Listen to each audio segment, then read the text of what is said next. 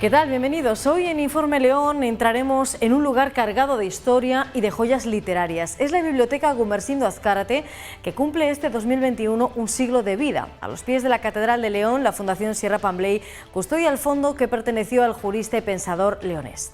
Pero además echaremos la vista atrás también para recorrer la larga vida del Museo de León, con más de 150 años. Un espacio expositivo al que los avatares históricos le llevaron por diferentes sedes, desde San Marcos al actual edificio Pallarés. Estos son los temas que les proponemos hoy. Aquí comienza Informe León.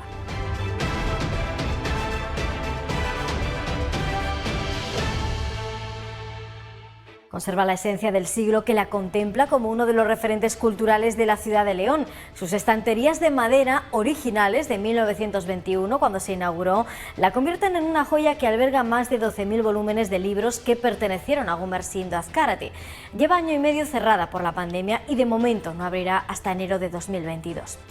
La Biblioteca Azcárate ha sido un referente y un foco de cultura a lo largo de este siglo. Sin embargo, sigue siendo una gran desconocida para muchos leoneses. Es Gumersindo Azcárate en su despacho rodeado de miles de libros. Este jurista, pensador, historiador, catedrático y político fue un amante de las letras. Nacido en León en 1840, se pasaba horas de niño leyendo en la biblioteca de su padre. Él mismo recopiló durante su vida miles de volúmenes que quiso que futuras generaciones pudieran disfrutarlos. Perdió un hijo y enviudó 2 veces, así que a su muerte el 15 de diciembre de 1917, sus sobrinos herederos donaron su biblioteca a la Fundación Sierra Pambley. Este espacio en el que nosotros estamos siempre ha sido un foco irradiador de cultura en una zona en la que eso no abundaba mucho, como era el León de principios del siglo XX, ¿no? Y esta biblioteca se creó con los fondos de Gumersindo Azcárate, que dona a la familia, pero su intención fundamental fue siempre la de difundir y ayudar en la difusión de la cultura. En ese momento era la única biblioteca en León donde encontrar libros en préstamo y se convirtió en foco de cultura desde 1921 en un León muy distinto, donde la educación era un privilegio de los más ricos. Es un fondo que tenía Gumersindo Azcárate en su biblioteca personal, por lo tanto es ciertamente específico, pero hay cosas enormemente interesantes de ciencias sociales, de derecho, es decir, un poco todo lo que representó la enorme figura de Gumersindo Azcárate. 100 años después se conserva prácticamente tal y como era, con las originales estanterías de madera. Incluso permanecen aquí las mesas y las sillas de hace un siglo. El proyecto encargado al arquitecto Manuel de Cárdenas está inspirado en las bibliotecas inglesas del siglo XVIII. Una biblioteca que ayuda a entender también los principios y valores de la Escuela de Sierra Pambley y la Institución Libre de Enseñanza. Es cierto que es una biblioteca muy específica, no puedes aquí conseguir la última novela de Almudena Grandes, pero creemos que tiene mucho interés para muchos investigadores y también creemos que puede tener un enorme potencial como foco que fomente el hábito de la lectura entre los más pequeños, que es una de las intenciones que siempre ha tenido la Fundación Sierra Pambley por su relación con la educación, y esta biblioteca, bueno, pues pretendemos que sea un foco que ayude al fomento de la lectura entre los más pequeños y los escolares. Precisamente, ir en contra de los ideales de la dictadura fascista de Franco la convirtió en objetivo de odio y persecución en uno de los capítulos más oscuros de la historia de nuestro país. En la Guerra Civil fue prohibida.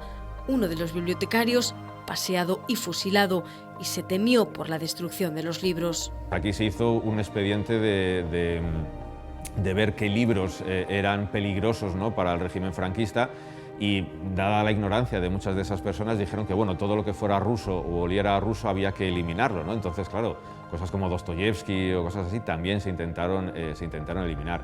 Evidentemente, en la época del franquismo esto estuvo en peligro de desaparición porque las autoridades franquistas, bueno, fusilaron a uno de los bibliotecarios. Así lo cuenta uno de los mejores escritores de los que presume León. Como una burbuja parada en el tiempo, llevaba años cerrada, y sobre todo tengo un recuerdo muy nítido de un trastero, de un cuarto oscuro donde estaban los libros ya prohibidos. En la guerra los habían depurado, como a los profesores, y había un trastero oculto que me enseñó el que estaba restaurando la biblioteca, que estaban los libros, se supone que más peligrosos.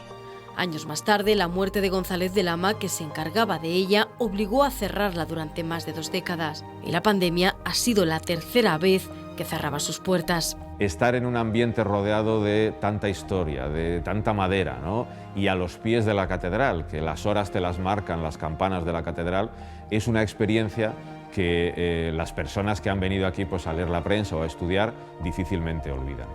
Su apertura se retrasará hasta 2022. Sin embargo, se las han ingeniado para celebrar los 100 años de vida de una biblioteca en la que se lee en diferentes idiomas, desde los 7 cabritillos de los hermanos Grimm en alemán hasta obras del ruso Alexander Pushkin, el portugués Pessoa, en chino también, o Los Miserables de Victor Hugo en francés. Es dauerte nicht lange, da klopfte jemand an die Kirchtür und rief: «Macht auf, ihr liebe Kinder!» Вечер ты помнишь, вьюга злилась, на мутном небе мгла носилась. Todas las cartas de amor son ridículas. No serían cartas de amor si no fuesen ridículas. 工作本身并不能带来经济上的安全感，具备良好的思考、学习。 Il était plus leste qu'elle. Il jouait on ne sait quel effrayant jeu de cache-cache avec la mort. Porque las letras llegan a mis ojos nítidas y claras, cosa que con el oral no sucede. Porque aquí se guardan verdaderas joyas literarias. Tenemos una edición del Quijote con grabados de Gustave Doré, tenemos ediciones del Diccionario de la Real Academia del siglo XIX, es decir, hay obras realmente valiosas. Una biblioteca que tiene una peculiaridad. Ahora los volúmenes no se prestan, son solo de consulta en la sala. Diariamente controlamos tanto la temperatura como la humedad para ver que entra dentro de los parámetros que tienen que estar. Y luego periódicamente se hacen limpiezas de todos los volúmenes que hay. Pero el Fondo Azcárate es uno de los grandes desconocidos en la ciudad, a pesar de la labor de difusión de la Fundación Sierra Pambley. Un problema de los momentos actuales, ¿no? Que muchas veces igual conocen más nuestros atractivos culturales en Madrid o en Bilbao que la propia gente de León. Este lugar forma parte de los recuerdos de muchos leoneses, más o menos vinculados con el mundo de la cultura. Encerrada en este convento de por vida y sin que nadie sospeche que aún respiro, yo, Adosinda, que a punto estuve de ser la primera soberana de estas tierras. Un recuerdo que es ya para toda la vida, que he vivido aquí, en esta biblioteca, es el rodaje de una secuencia de la película que estoy terminando ahora, que es La Espiral Maravillosa. Sin libros no hay mente libre, no hay libertad. Me emociona especialmente poder haber leído este texto en esta biblioteca que me trae tantos recuerdos de mi juventud. La biblioteca es el lugar que espera. Tal vez sea la espera de todos los hombres, porque también los hombres son allí diferentes. O tal vez sea la espera de que todo lo escrito vuelva nuevamente a escribirse.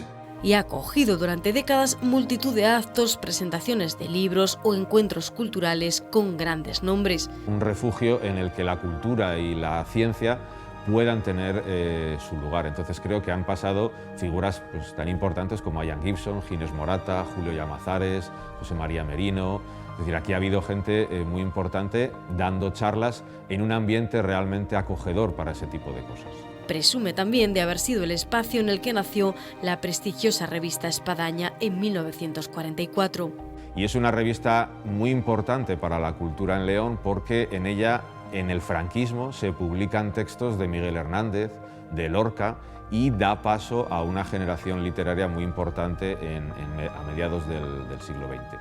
La labor de los patronatos ha mantenido la estabilidad económica de una institución que se financia completamente de forma privada. Un siglo después, su objetivo sigue siendo el de potenciar la lectura entre los más jóvenes, que pronto podrán volver a llenar y a disfrutar de este lugar cargado de historia. El Museo de León ha superado ya los 150 años de existencia, una larga vida que no ha estado exenta de avatares.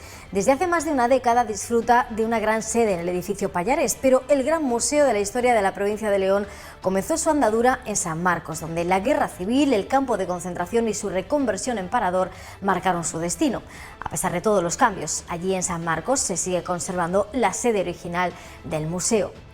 Hoy les mostramos la exposición y también lo que guardan los almacenes de este museo.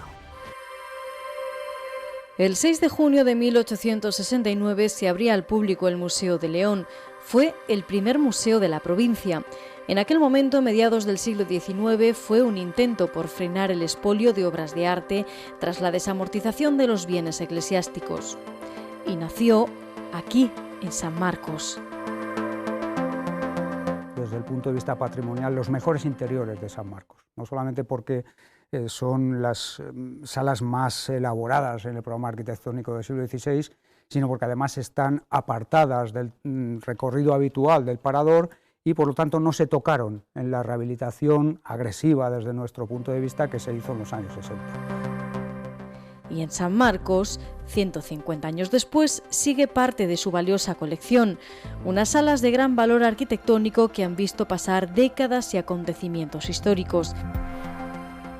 En 1875, a punto estuvo de ser derribado por iniciativa municipal. En la Guerra Civil, en el interior de estas salas aguantaron el control de las tropas sublevadas unos cuantos obreros y sindicalistas que llegaron a lanzar objetos del museo antes de escapar. Poco tiempo después, la joya del plateresco se convertiría en campo de concentración del franquismo. En los años 60, San Marcos se transformaría definitivamente en parador de turismo. En 1965 se inauguraba el rehabilitado edificio de San Marcos de León. Así lo contaba Nodo. El edificio de San Marcos de León, obra de Juan de Badajoz, es un prodigio plateresco que se extiende a la orilla del río Bernesga. Ahora ha sido habilitado para hostal de lujo por la Subsecretaría de Turismo. Este monumento nacional fue la casa primada de la Orden de Santiago, a cuyos maestres se alude en esculturas y medallones, así como a personajes sagrados e históricos. En este soberbio palacio estuvo preso 4 años don Francisco de Quevedo, por orden del conde duque de Olivares. La transformación en hostal de lujo ha sido realizada a tono con su calidad monumental. Hubo que cerrar algunas zonas, interferían con la... Aunque se mantuvieron las salas esas, que eso también fue un éxito enorme, que haciéndose el parador se pudieran conservar esas salas dedicadas al museo, que eso fue un éxito total, ¿no? Porque, bueno, por no hablar de cuando ha habido en épocas más tardías, pues proyectos de incluso hasta de demoler San Marcos o de instalar instalaciones militares, la Capitanía General, que luego no se consiguió, o cuando se hace el cuartel, el depósito de la remonta de sementales, en fin. Ha pasado por tantas vicisitudes San Marcos, casi como el propio museo, aunque el museo ha seguido en ese sitio, gracias sobre todo al papel de la Comisión de Monumentos, pero desde luego casi milagroso que haya permanecido y que luego haya podido pasar de una manera, digamos, tan gloriosa a este sitio en que estamos ahora, ¿no? A pesar del tiempo y de los avatares, San Marcos ha mantenido su uso museístico en estancias como la sacristía o la sala del claustro, que no solo guarda el recuerdo de episodios infames, sino objetos y obras de arte como los retratos de caballeros de la Orden de Santiago. Gestionar los fondos del museo no fue fácil para directores como Eladio Isla. Él dirigió el museo entre 1958 y 1984. Los informes que tenemos de aquella época, que son informes de Eladio Isla, hablan de cosas tan sorprendentes como la pérdida de alguna inscripción del museo porque los obreros que están haciendo el parador las echan a los cimientos, al cemento que está usándose para hacer las nuevas edificaciones, porque ven piedras que están allí, ¿no? De estas cosas porque el museo no tenía suficiente personal para vigilar y el parador no tenía suficiente sensibilidad hacia el museo como para evitarlo. Las condiciones del museo y los medios con los que contaba eran realmente arcaicos. Un pequeño espacio de 1,5 metros por 1,5 metros tapado por un biombo, con el frío horroroso que hacía en invierno en la sacristía, y que incluso, hasta ahí la anécdota de que los conserjes hasta calentaban un ladrillo romano, un bipedalis, para que el director pudiera trabajar media hora o así con los pies encima, ya que no había ningún tipo de calefacción, ¿no? Vamos a una situación absolutamente, casi que diría que dantesca con lo que es ahora, claro. Él mismo llegó a realizar restauraciones sin apenas conocimientos. Con sus pocos medios y sus pocos conocimientos se atrevió a hacer restauraciones, por ejemplo en el mosaico de Hilas y las ninfas, hizo unas reintegraciones que eran un poco chapuceras, pero gracias a eso el mosaico se conservó, y una restauración posterior, en la época ya de Luis Grau, pues vino a ponerlo más en valor, ¿no? Reconstruyó varios recipientes de terra sigillata que él mismo había encontrado en las excavaciones de Lancia, porque Eladio Isla Bolaña fue un director que también se implicó en las excavaciones de Lancia. Curiosamente, en el año 71 y en el año 72 descubrió lo que hoy es parte del Macellum, que se puede visitar con ciertos permisos, ¿verdad? Un tiempo que afortunadamente ya es historia. Ahora estas salas, que albergan colecciones del Paleolítico, Neolítico, la Edad de Bronce, la época romana y el medievo, se conservan a una temperatura adecuada, igual que los trabajadores y visitantes, pero sobre todo siguen formando parte del tercer monumento más visitado de la ciudad de León, San Marcos. En ese sentido ha estado siempre salvaguardado, pero el edificio en que se hospedaba sí que ha estado en situación de riesgo para museo. Un espacio al que, por cierto, no están afectando las actuales obras de reforma del parador. Se está limitando a los espacios del propio parador, así que no tenemos queja en ese sentido. Jorge Juan Fernández también vivió los tiempos de la carencia. Fue director apenas un año, entre 1986 y 1987. La gente que podía ir allí, que son gente que va por su cuenta, así descolgados, gente que fueran a San Marcos y tal, pero nunca visitar de grupos, por ejemplo, visitas escolares, eso no existía en absoluto. Entonces, una cosa absolutamente, pues, mínima para, hombre, al menos justificaba que el museo estaba abierto, que se podía visitar, pero no se pedía otra cosa. Hay que tener en cuenta que todo el personal que tenía el museo en esa época de la que estoy hablando yo, del año 86, 87, es un conserje y una señora que hacía la limpieza. Envidia sana es lo que siente ahora con un museo de León cuyo paso de gigante fue ocupar el edificio Pallarés. Es un ejemplo característico de lo que es pasar de la situación más dura y más cutre en un museo provincial, encima con unos fondos tan importantes como es este, a la situación espléndida que se tiene desde 2006 en el nuevo museo aquí. Porque uno de los museos más punteros de España no había sido hasta el momento bien tratado por las administraciones. Los directores del Museo de León tuvieron ese hándicap, que estuvieron muy solos, no solo por la valoración social, como digo, la poca atención que les prestó casi siempre la administración y los pocos medios con los que contaron. Luis Grau llegó a León para asumir la gestión del museo en 1990 con la promesa de una nueva sede. Yo cuando vine aquí en el año 90, en el Ministerio de Cultura me dijeron que el proyecto del museo era inminente y que se iba a hacer muy rápido. Se inauguró en 2007. Casi 2 décadas para que se hiciera realidad un edificio con 6 pisos, 2 sótanos, una planta baja y 3 plantas más, por donde discurre la historia de la provincia desde los primeros poblados a la edad contemporánea. Este museo conserva y alberga gran parte de los objetos encontrados. También lo hay en otros museos, pero aquí hay hachas de cubo, hay hachas de apéndices laterales. Aquí se conservan, por ejemplo, espadas, un fragmento de una espada de lengua de carpa o de tipo piestiliforme. Aquí se conserva un fragmento de fíbula de codo de tipo Ría de Huelva. No fue sencillo llegar hasta aquí. Por el medio, el cambio de gestión y reparto de fondos, primero del Ministerio de Cultura y ahora de la Junta de Castilla y León. El museo tiene una plantilla escasísima, somos 3 personas, están los despachos en un pequeño cuchitril que nos han prestado, el almacén está colapsando las salas del museo y bueno, se consigue en un primer paso que es la liberación de las salas de San Marcos de todo ese contingente de piezas, su traslado a un almacén provisional y la reapertura del museo en el año 93, que es, digamos, una pequeña operación para sacar la cabeza, como quien dice, y mostrar a los leoneses que realmente el museo sigue existiendo y que necesita ese edificio.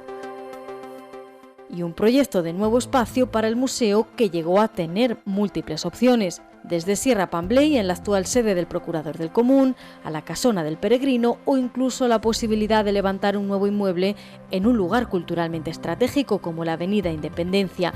En el actual Parking de Santa Anonia llegaron a realizarse incluso sondeos. Primera vinculada a la cesión del Palacio Episcopal de León para sede del museo, una operación a 3 bandas que también implicaba la cesión del edificio de Correos Viejo de la Diputación al Obispado para que esos edificios se intercambiaran y el museo ocupase ese palacio episcopal que está al lado de la catedral. Era un sitio inmejorable, era una magnífica operación desde el punto de vista del propio museo, pero se frustra. Eso sucede a mediados de los años 80, ¿no?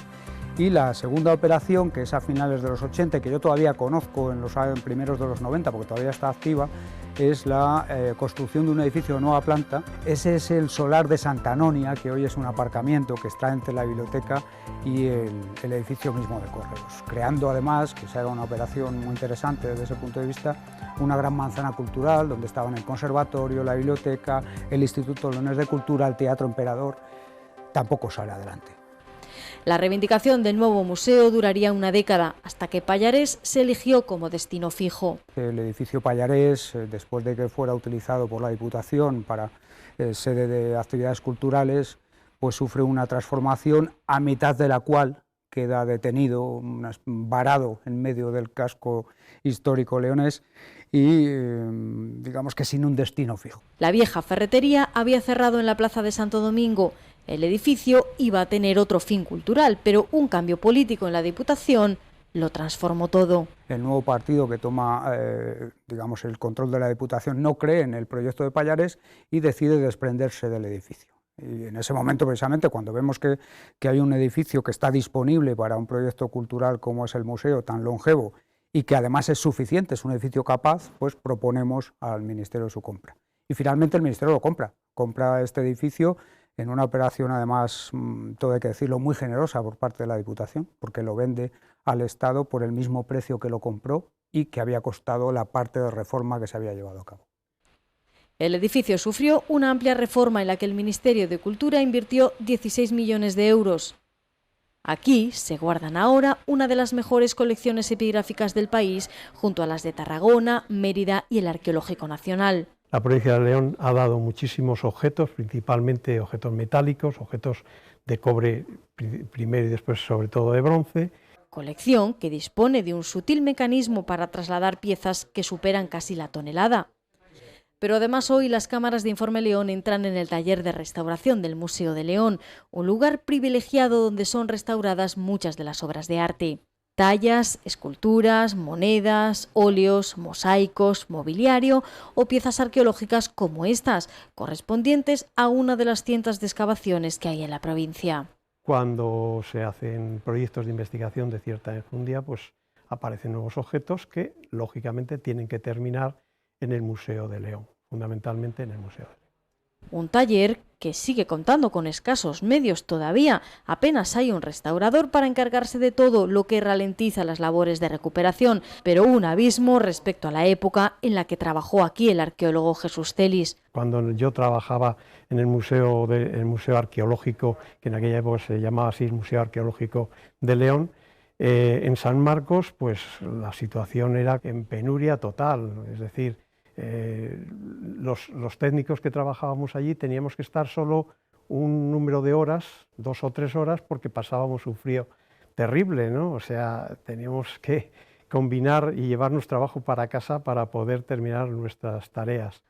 El yacimiento de Lancia es precisamente uno de los lugares que más ha aportado a la colección arqueológica del museo. La Junta concluyó un inventario que había iniciado la Diputación en los años 80 que registra 3.000 yacimientos arqueológicos en León, pero habría mucho más. Me gusta hablar de que este museo es el único de toda la provincia, ahora que es el tiempo de los museos, ahora que hay tantos, ahora que florecen todas las primaveras, es el único que ofrece una visión integral de toda la historia de la provincia. Desde los primeros testimonios del ser humano, hace unos 300, 400.000 años, en el Paleolítico inferior, hasta el siglo XXI, que son nuestros últimos objetos. Ninguna época, ningún procedimiento cultural, ningún fenómeno asociado a la cultura queda fuera de las paredes de este museo. Y es el único caso que sucede. Los demás museos ofrecen muy dignamente y a veces de una forma soberbia relatos sobre una parte de ese gran relato que aborda el Museo Provincial. En ese sentido es lógico que así sea, puesto que ese es el museo más antiguo y es el museo más nutrido de la provincia.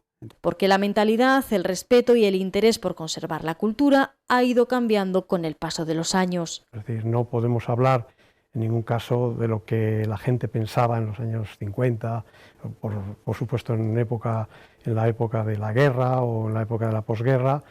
la valoración que la gente tenía del patrimonio a lo que es ahora, ¿no? Evidentemente, todo lo que ha contribuido a que ese patrimonio se revalorice, pues ha supuesto un hito muy importante. El museo es receptor de ese sentimiento social que ha ido, como digo, en aumento, ¿no? Actualmente muchos de los tesoros de este museo proceden de las donaciones, hasta un 30% de todos los fondos. Cuando hay gente desprendida, pues agradecerles y poner a disposición de todos los ciudadanos, en este caso de los leoneses, eso que gente desprendida pues deja de tenerlo en su casa para que lo puedan disfrutar todos.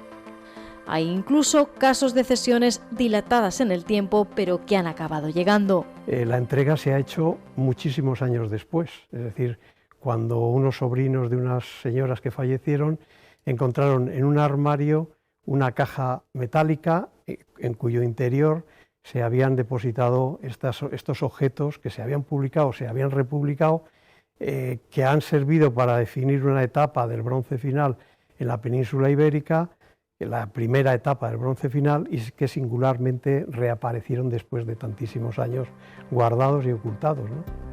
Mecenas que se han mantenido durante sus 150 años de historia. En 1879, Mariano Breznes, obispo de Astorga, regaló al museo la Cruz de Peñalba del siglo X. O incluso un cuadro de Sorolla que ha sido objeto también de donación para enriquecer los fondos del museo. Hay otras piezas quizás menos valiosas, pero que relatan también una parte de la historia leonesa. Porque este museo atesora hasta 40.000 objetos. A pesar del amplio espacio expositivo, no todo cabe, es repetitivo o está pendiente de restauración, así que espera su momento aquí. Estos son los valiosos almacenes de Pallarés. Económicamente hay muchas piezas que no tienen ningún valor. Esto puede sorprender a alguien, pero es así. Y sin embargo son testimonios documentales del pasado que no solo deben conservarse, sino que además tienen un valor cultural muy grande.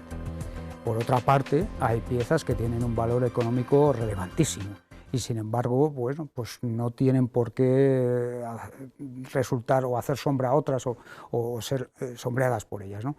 Aquí se guardan las piezas que se exponen al público en ocasiones como el Día Internacional del Museo o fechas señaladas donde tratan de sorprender al visitante. Además, esas novedades pueden ser también de muy distinto signo, porque pueden haber sido piezas que no estaban expuestas y que han pasado por ese taller de restauración, o pueden ser piezas incluso que cambian el relato del museo, que ya estaban de antiguo, pero que ahora encuentran un hueco en sus colecciones. Fondos inéditos que hoy vemos cómo se guardan a buen recaudo, donde apenas un puñado de personas tiene acceso, normalmente los 4 únicos trabajadores que tiene el Museo Leonés. Una plantilla corta que cuenta con fondos anuales de la Junta muy ajustados, lejos de cifras astronómicas de otros enclaves como el MUSAC, para organizar actividades culturales o para mantener dignamente el relato de la historia que se hace tras sus puertas. Porque el Museo de León es uno de los mejores en su género en toda España, con piezas realmente singulares. Cada trabajador o cada director que ha pasado por aquí tiene la suya propia. La Cruz de Peñalba, el Calvario de Corullón, el Cristo de Carrizo, todas estas cosas del León de la Edad Media Alta, pues a mí particularmente pues siempre me ha parecido de lo más valorable a tener en cuenta, ¿no? El famoso ídolo de Tabullo del Monte, un ídolo del bronce antiguo, que reproduce una escena esquemática, una figura esquemática probablemente de antropomorfa, y se asocia a una serie de objetos que seguramente serían de bronce, como una alabarda y un puñal. Esta estela pues forma parte de un conjunto de estelas que se datan, como digo, aproximadamente en el 1900 y el 1600 a.C. Hay una pieza que todo el mundo cita cuando viene al museo, y que yo he visto gente llegadas de Japón, de cualquier rincón del planeta, para ver esa pieza, y que, por cierto, un elemento de valoración antiguo ya, pero que todavía funciona, como son las guías de turismo Michelin, señalaba con las mismas estrellas de calidad que la Catedral de León, por ejemplo. Esa pieza es el Cristo de Carrizo. Pero ¿el Cristo de Carrizo es la mejor pieza del museo? Bueno, pues yo espero que cada visitante escoja la suya. La mía es una muy particular, pero la de cualquiera es tan válida como la mía en ese sentido, porque es una cuestión de gusto.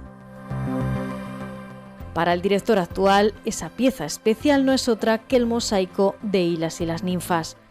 Una visión integral desde los primeros testimonios del ser humano hasta ahora, recogido en Pallarés, en San Marcos o en la Villa Romana de Navatejera, un museo donde nada queda fuera para el disfrute del visitante.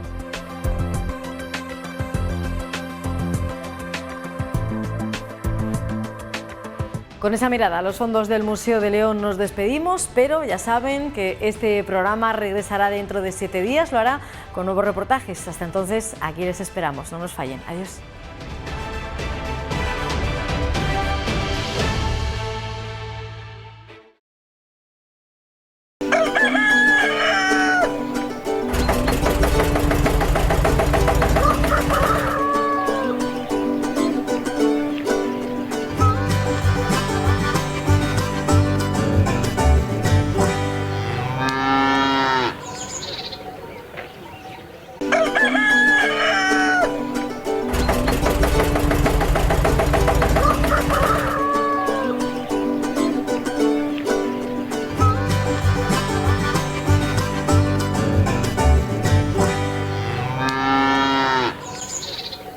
Hola, ¿qué tal? ¿Cómo están? Bienvenidos una semana más a Pie del Campo. En el programa de hoy hablaremos de los presupuestos del departamento de Luis Planas, el Ministerio de Agricultura para el año 2022.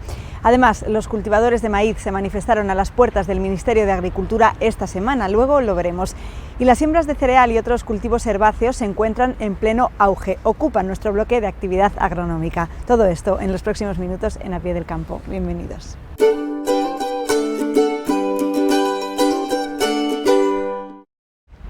Casi 9.000 millones de euros es el presupuesto del Ministerio de Agricultura para el año 2022, unas cuentas que se destinarán a consolidar la sostenibilidad, competitividad y rentabilidad de la agricultura, la ganadería y la pesca para apoyar la transición hacia sistemas alimentarios más sostenibles. El ministro de Agricultura, Pesca y Alimentación, Luis Planas, ha remarcado esta semana que el sector agroalimentario de España es un motor estratégico de la economía española, por lo que los presupuestos del año 2022 se destinarán a consolidar la sostenibilidad, competitividad y rentabilidad de la agricultura, la ganadería y la pesca, para apoyar la transición hacia sistemas alimentarios más sostenibles. En la presentación de los presupuestos del Ministerio de Agricultura, Pesca y Alimentación para 2022, Luis Planas ha destacado que este año el departamento gestionará un total de 8.934 millones y medio de euros, incluyendo el dinero de la PAC que llega de Bruselas, que cifra un 5,16% superior al presupuesto total consolidado de 8.496,2 millones de euros del año anterior. El ministro se ha referido además a que el agroalimentario es uno de los sectores clave para afrontar el reto demográfico y el equilibrio territorial entre las áreas rurales y las urbanas. Ha destacado que jugó un papel fundamental durante la crisis sanitaria de la COVID-19, asegurando el abastecimiento de alimentos y que mantiene un constante crecimiento de las exportaciones. Nuestra cadena alimentaria es un puntal clave para la España que todos queremos, ha apostillado. A pesar de su dinamismo, el sector agroalimentario, y a ello se dedicarán importantes partidas en los presupuestos, debe seguir transformándose y adaptándose para responder a los retos de la digitalización y del cambio climático, así como del relevo generacional y afianzar la presencia de la mujer en el medio rural.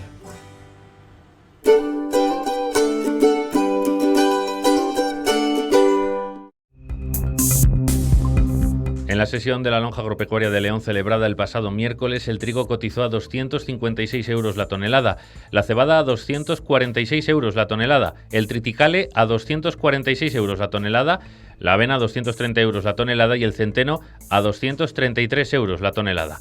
El maíz no cotizó por falta de operaciones significativas. El girasol cotizó a 540 euros la tonelada y a 545 euros la tonelada el alto oleico.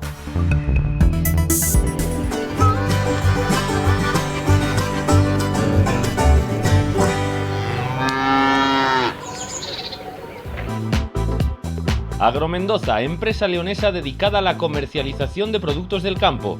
Contamos con diversas instalaciones en la provincia de León de atención al agricultor, tanto para la compra de sus cosechas como para la venta de semillas y fertilizantes de alta calidad.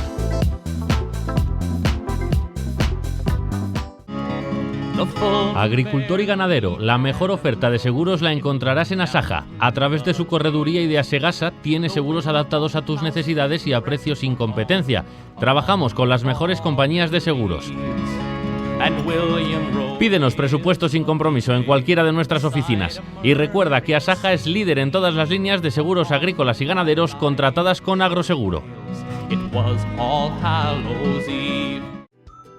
El año pasado no fui capaz de controlar las hierbas en el maíz. Pero hombre, si ya tienes la solución. El Humis. ¿Cómo dices? Con el Humis solucioné el problema de las hierbas en maíz. Cómodo, flexible a la hora de aplicar, con mucho tiempo para echarlo y muy efectivo. Me controló el moco de pavo, el estramonio, la setaria e incluso la cañota. Espectacular. El Humis te proporciona un control fácil de las hierbas de hoja ancha y estrecha en el maíz. Y si quieres dar más persistencia, complementa el tratamiento con Primextra Gold. El Humis. Ya tienes la solución. Y lo mejor es de Syngenta. GESCampo Agri. Nos dedicamos al asesoramiento, venta y comercialización de productos fitosanitarios, semillas y repuestos agrícolas. Nos encontramos en la localidad de Santa María del Páramo. Somos una de las empresas con más perspectiva de futuro del sector, ya que contamos con la distribución de primeras marcas como DeKalb, Roundup, Coltix, entre otros. Visítanos.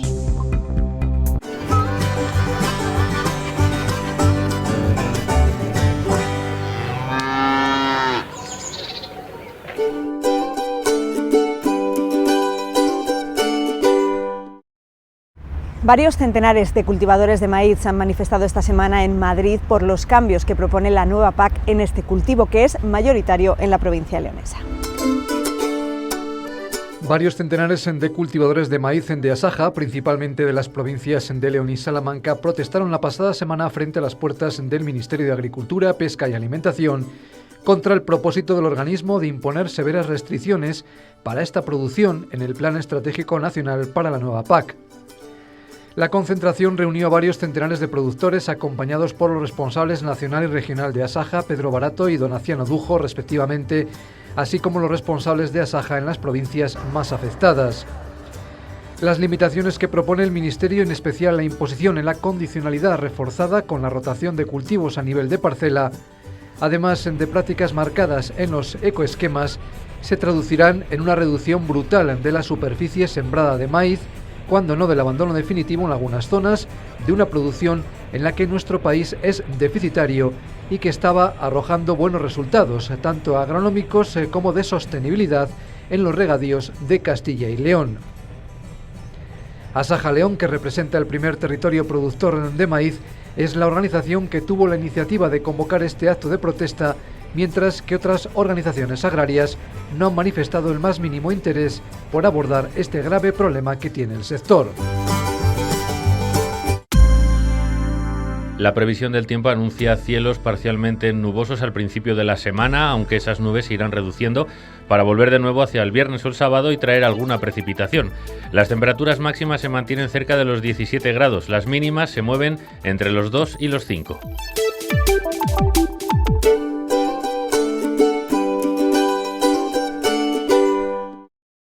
Y en pleno auge está la campaña de siembras de cereal y otros cultivos herbáceos, una campaña que finalizará, según lo previsto, la primera quincena de diciembre. Esta semana han continuado en la provincia de León las siembras de cultivos herbáceos de la campaña 2021-2022, que ya se habían iniciado en fechas anteriores. Estas siembras se están haciendo sobre fincas en barbechos, donde previamente se ha realizado un pase de grada o cultivador para limpiarlas de malas hierbas y dejar un buen lecho de siembra, o sobre rastrojo de la cosecha anterior con un laboreo vertical o de vertedera. En determinados terrenos cada vez se generaliza más la modalidad de siembra directa. También, previo a la siembra, se realiza el abonado de cobertera con un complejo químico a base de fósforo, nitrógeno amónico y potasio de diferente graduación y a dosis variables según el terreno de que se trate, el cultivo que se siembre y la experiencia y preferencias del agricultor. En algunas fincas y sobre todo cuando el agricultor es también ganadero se emplea estiércol y purín, lo que además de aportar nutrientes mejora el porcentaje de materia orgánica y la textura del terreno. También es cada vez más frecuente hacer enmiendas con cal para subir el pH. Las siembras más tempranas se corresponden a cultivos en tierras de secano y se ha iniciado con la colza, las bezas, el centeno y el trigo para continuar con la cebada. Las precipitaciones caídas han permitido hacer la mayoría de las labores en buenas condiciones, aunque puede que no sean suficientes para garantizar totalmente una buena nascencia de lo sembrado. La campaña de siembras de cereal de invierno se prolongará hasta la primera quincena de diciembre y solamente se hará en fechas posteriores si la situación meteorológica se complica con lluvias frecuentes.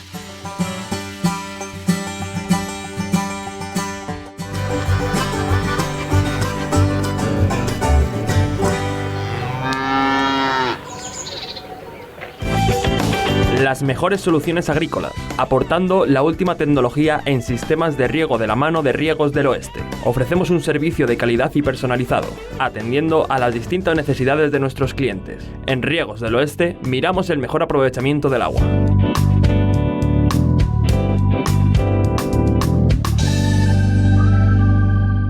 El compromiso de New Holland es proporcionar soluciones que mejoren la eficiencia y la productividad en los ámbitos agrícola y ganadero. Con más de 80 líneas de producto y 300 modelos, New Holland ofrece la más extensa y completa oferta de maquinaria agrícola a nivel mundial. Acércate al líder, siente su fuerza. En Campos Cea, Esla y Montaña, Grupo Fernández.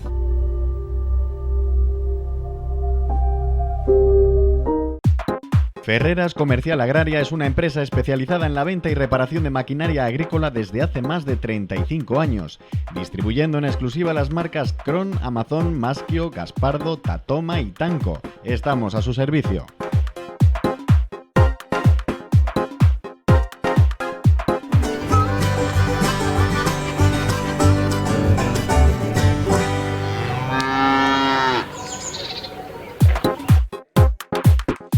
El Consejo de Gobierno de la Junta ha aprobado el límite de gasto no financiero para el próximo año, que se sitúa en 11.621 millones de euros, lo que supone un incremento del 5,8% respecto al del presupuesto de 2021.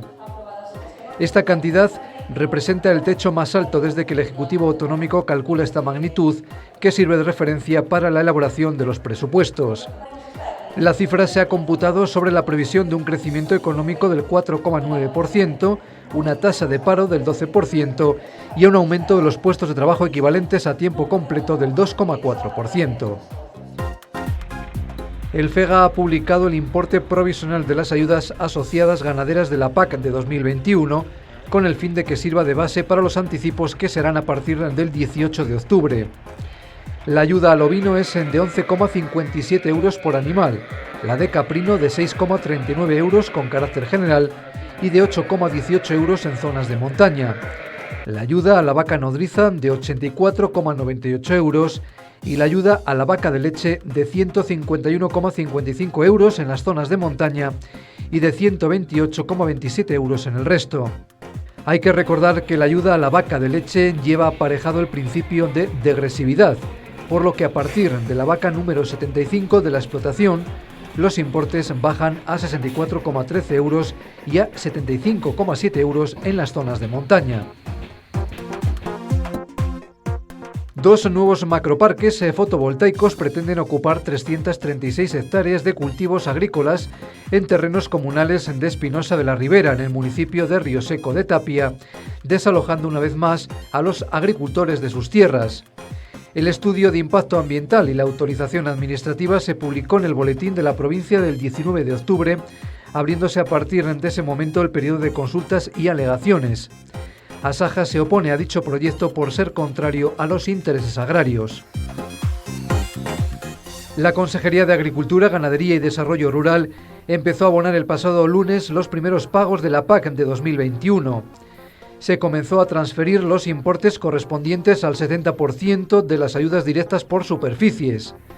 La previsión es también efectuar en este mismo mes de octubre el anticipo de las ayudas directas ligada a los sectores ganaderos de vacuno de leche, vacas nodrizas y las ayudas asociadas al ovino caprino por un importe estimado en torno a 70 millones de euros.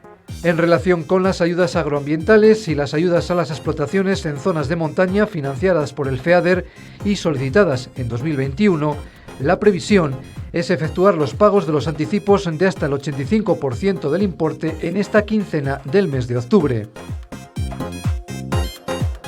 El viceconsejero de Desarrollo Rural y director general del Instituto Tecnológico Agrario, Jorge Llorente, visitó el expositor de Tierra de Sabor en Salón Gourmets, que en esta 34 edición ocupa una superficie de 1.188 metros cuadrados.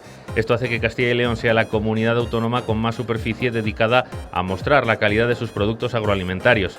En el stand de la Consejería de Agricultura, Ganadería y Desarrollo Rural, en Salón Gourmets, están presentes 77 empresas, de las que el 92%, 71 industrias, cuentan con autorización para el uso de tierra de sabor en algunos de sus productos, y de ellas casi un 21% están comercializando algunas de sus referencias en el Market Tierra de Sabor. Los eurodiputados votaron el martes 19 de octubre de 2021 a favor de la estrategia de la granja a la mesa, con 452 votos a favor, 170 en contra y 76 abstenciones. Con el apoyo de la Comisión Europea, este componente agrícola del Pacto Verde tiene como objetivo, en particular, reducir el uso de pesticidas y fertilizantes para 2030. Esta votación, sin alcance legislativo, marca la dirección en la que Europa quiere llevar su agricultura. Y esto es todo por hoy. Nos vamos, pero recuerden que A Pie del Campo no descansa. Estaremos con ustedes como siempre el próximo sábado. Aquí los esperamos, no nos fallen. Feliz semana.